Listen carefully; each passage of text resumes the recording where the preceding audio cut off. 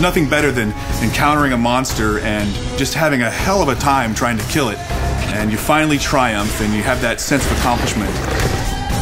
You know, there may be 10 ways to defeat this enemy. One way is the best, and you figuring that out is what makes that exciting. I think one of the challenges in making a new fantasy world that's unknown to players is it needs to feel familiar without being just a clone of things that are done before. Get it? Yep. All right. We've sort of taken a very dark spin on some of the classic creatures you might expect to find in a fantasy game. As if we didn't have enough troubles. As an animator, we have some great creatures in the game that are super fun to hand key. We look at references, spiders and alligators, reptiles, birds, all these things. And it's going on the stage and shooting all day in motion capture. Action. The studio here is great to just fire it up. You can take an idea, motion capture it, process it, and put it in the game, you know, the same day. Run for it! We're trying to give the player an experience of wanting to move through the areas and kill all the creatures that are stopping them, not just for the sake of killing the creatures, but to find out what's going on. Somebody please! Help me! We have a core creature, which is the Wargar. Their race is kind of what was underneath this town. And somehow, they got perverted. Something happened. They're kind of reptilian looking, and we kind of just try to creep them out a little bit, so you look at tarantulas and just get that kind of feel. Their deepest desire is to become like spiders. As you fight them, you know, you start to see more and more strange variations on them, until eventually you come upon an infected.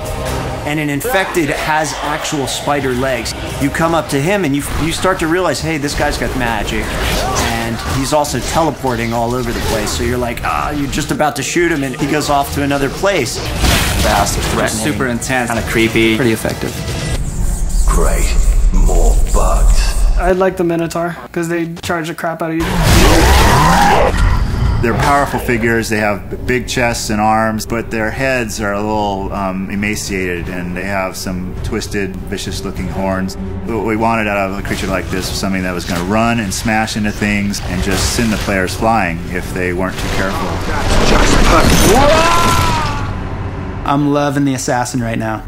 She's a very kind of sexy, quick character that takes on the guys and pops through different environments. Basically, her head is on a staff, and she also teleports like the infected Wargar. What she does is she'll place this staff in the world, and you're like, you know, what the hell's going on? Next thing you know, this staff is fighting you, and she's fighting you. Anuvan is the dark force behind whatever badness is happening throughout the land. But it's not clear at all what it is that he's really up to. And we reveal that to the player slowly throughout the course of the game, and ultimately you find out who he is, what he's up to. Good for you.